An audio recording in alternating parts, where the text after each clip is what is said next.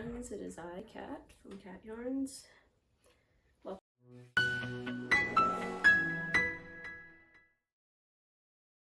back to another vlog. This is going to be vlog number 17, which is very exciting. I still have 10 subscribers, which is great. I'd love to see that number increase as well. So if you enjoy this content, I'd love to have you subscribe and be a part of the group. I'm just getting ready to spin. It's been a minute since I've worked on this. This is the silk and merino.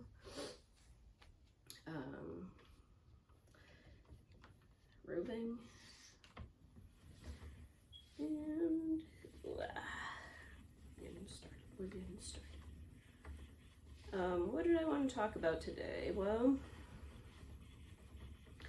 I guess I wanted to talk a little bit more about our inner children and this idea.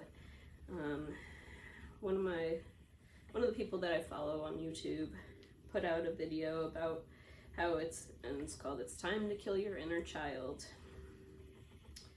And I really respect what he does in general and the things that he does, but the way he was talking about the inner child, it was really so sad. And it was obvious that he was just showing his feelings that he has about his own inner child. He feels like it just pops off whenever, it has a tantrum whenever, and if we turn toward it, then we're just indulging it, and then our whole lives revolve around catering to this inner child who will just pop off at any time to just get more attention.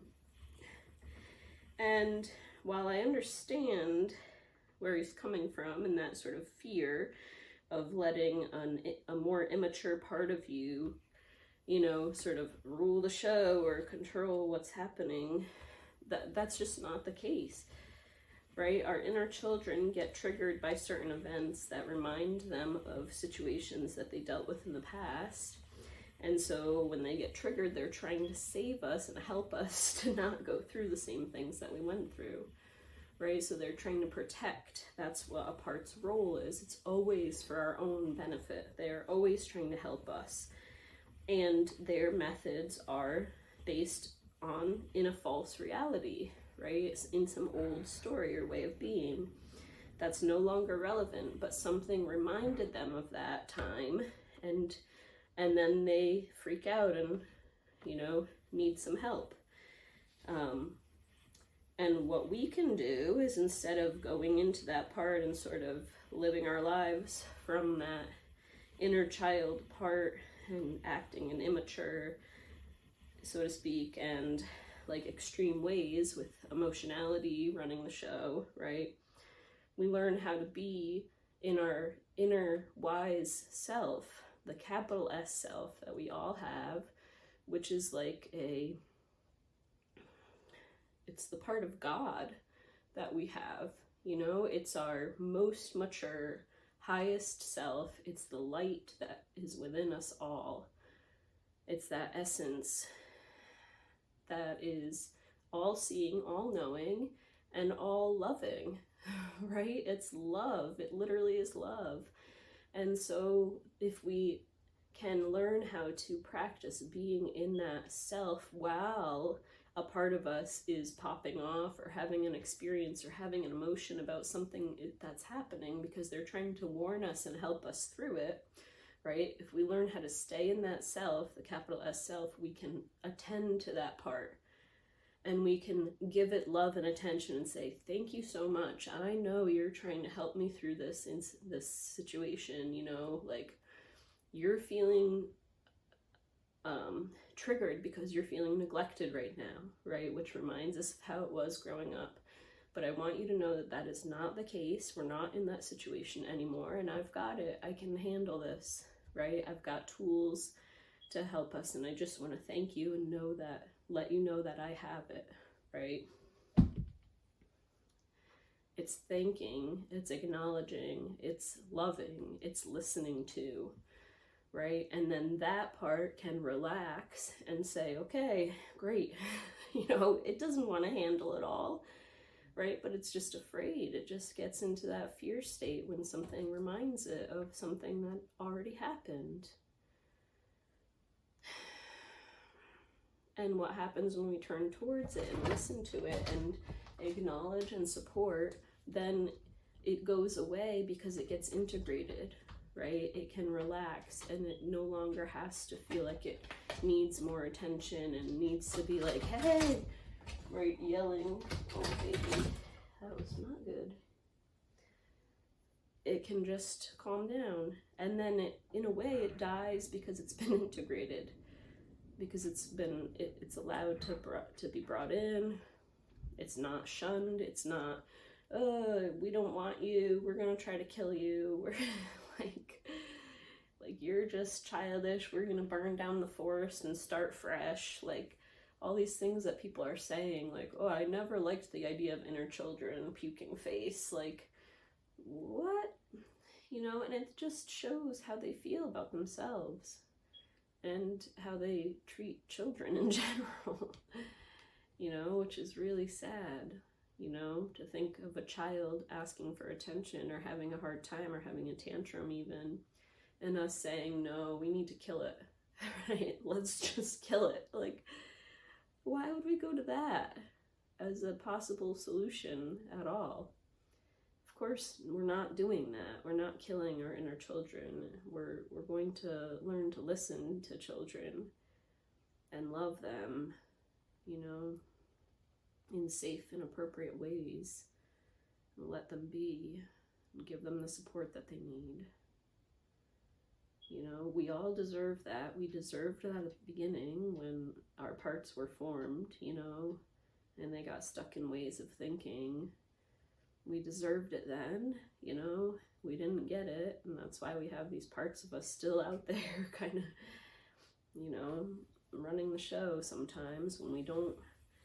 That's the thing, like, if you don't listen to them and you try to ignore them, what happens is they get louder and they come out in way sideways ways, really, you know, really end up running the show. You get into addiction, you get into all kinds of just really challenging behavior because it's asking for attention and you're not giving it to it, so it gets louder and louder, you know? So let's love these kids, you know? Kids deserve to be heard, they deserve to be seen, and they deserve to be loved.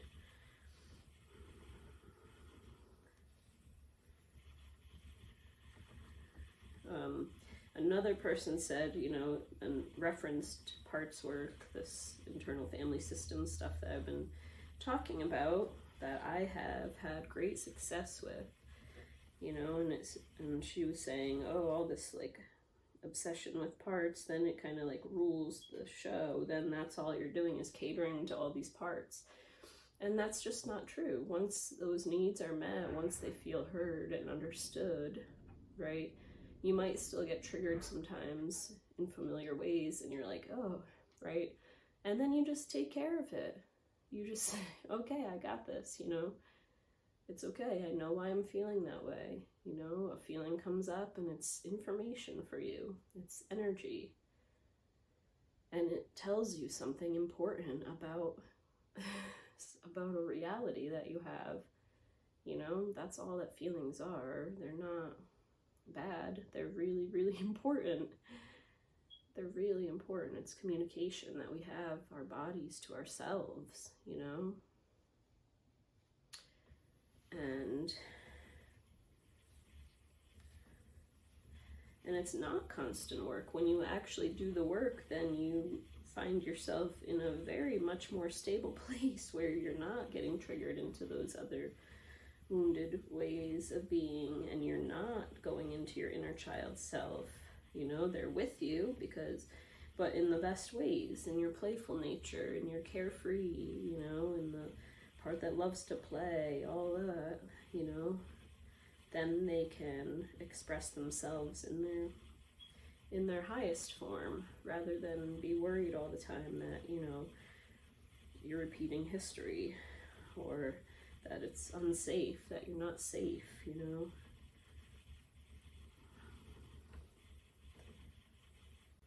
So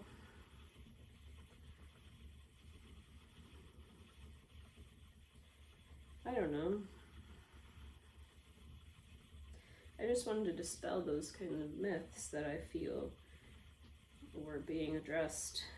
You know, it made me really sad and made me want to reach out and be like, your inner child needs some help, dude. You know, the way you're talking about him, like he's a big nuisance and he's just this horrible little brat who just wants attention and is gonna pop off no matter what and just will funnel attention all the time. It's like, dude, he just needs some love. Let's turn towards him. Kill him with kindness, you know? That's how I feel.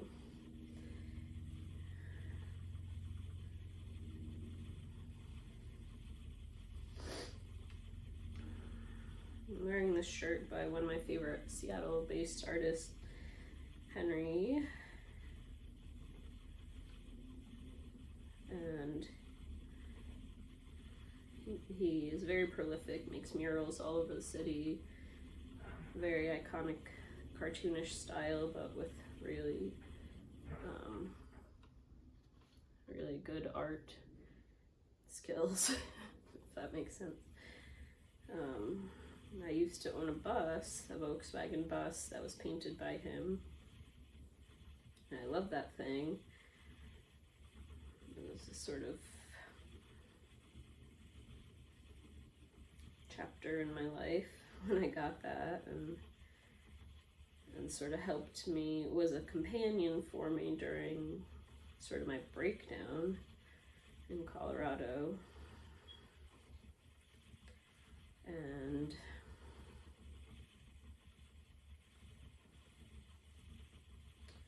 just thinking about how when I lived in Denver, I would leave the bus there with the key in the ignition and the doors unlocked, you know, and to me it was a statement of like trust in the world.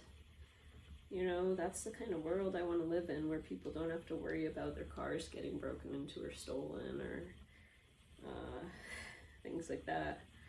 Of course, after months of leaving it like that, eventually one day I went out there and the bus had moved from where I'd parked it, and it had also snowed, so I thought maybe it got towed like a couple blocks over. You know, I was like, okay, that's kind of weird, but maybe, you know, there was a parking ban and I missed it and they towed it so that they could clear the roads. And then like a couple days later I went out there and somebody was sitting in it and it was on. It was a couple and they lived in my building, and I was like, excuse me, this is my bus. And they were like, oh, is your name, like, how are you connected to so-and-so? And I was like, what? Like, this is my bus. This is not somebody else's bus. Like, what are you even talking about? They were thinking they were protecting it from me for some other guy that they thought it was his. That was pretty wild. I came out there right in time when they were about to basically steal it. I don't even know what they were gonna do. But imagine that, when you just come upon the bus and then you're like, must be mine. It's like, I don't know. And then, you know, of course, then people would be like, well, that was dumb of you to leave it like that. You know, you're just asking for it. And I'm like, am I? Am I asking for somebody to steal my bus? By putting out the message that I trust the world, is that then asking for somebody to hurt me? I don't know. You know, I hope not. I don't believe in a world like that, personally.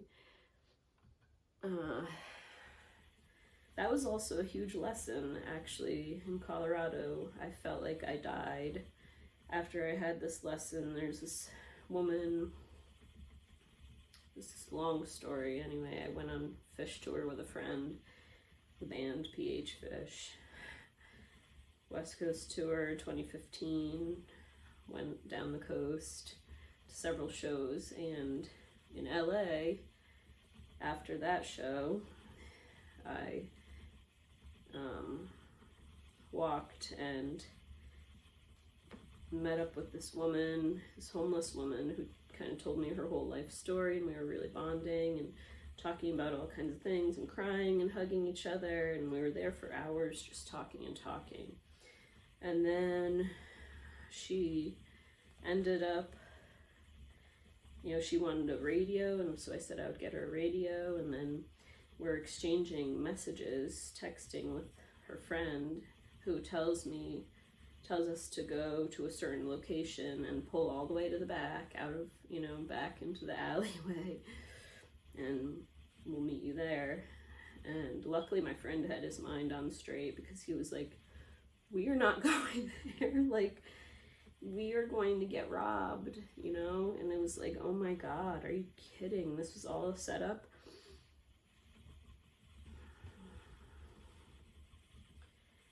And it was like this part of me, this innocent part of me died, you know, after that trip. And it was other stuff too, kind of, maybe realizing the stuff with my mom, that was a big blow to my sense of self and understanding about the world. You know, that such bad things can happen, and such horrible things, and people can take advantage of you and can do real harm to us. And it was a real wake-up call, and I do feel like a part of me died. It was an ego death, as far as I can understand it. It was ego, like a part of me. Not ego as in like, oh, my ego, you know, think I'm the best, that kind of thing. It's like, no, it's like a part of yourself, like a part of your soul that died, you know. And it really, I felt like I was dying. It was a literal death. I was so out of it, and so hurt and confused, and just was laying on the floor of my friend's apartment, you know, just like couldn't do anything.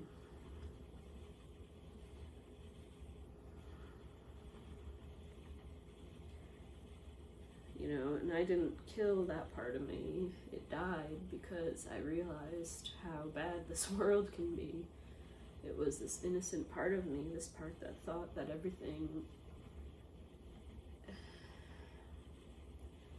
that sort of everything is beautiful, or that everything is good. I can't access exactly what it was, but it was a part that believed in leaving my bus unlocked with the key in the ignition, you know? That people won't actually hurt you. But that's not true here. You know, we're wrapped up in all this karma and all this wind, all this energy that just has been flowing since way before we were born in this lifetime, you know, and we've been here so many times before, most of us, and it's just been going and going and going, this karma wind going around, actions leading to other actions. And there's a lot of bad shit in this world. There really is, like a lot of bad stuff. I don't know why that is. I haven't figured it out. Sometimes I think this place is hell, you know, and that we're just working out all this old stuff here, you know, that we're stuck in a time loop, a time bubble, you know, where we have to go through this time, and we have to play out the things that we've already done.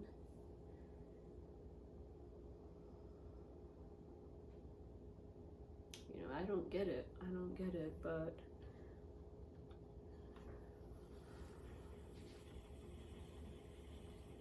what? I don't know. It's getting thick. See, I'm losing control of it. I'm at the very end here, friends. Finally, I've spun this whole thing. It's taken me so many episodes, and I really want to show you kind of how I then process the yarn before I work with it. And so I'm going to bring this through a whole process of making a wallet. One of the things that I like to make with my hand spun. They're really lovely, and so I'll show you that process. This is getting crazy. It's thick and thin. It's horrible. Oh well, here we go. Finishing it up. Woo! Hands up. Alright, friends, let's look at it. Whoa, it's washed out. I'll get in the way. There we go. There it is. Alright. Love you, friends. Until next time, be well. Take care of your inner children, okay? They deserve love. I love you very much. Bye-bye.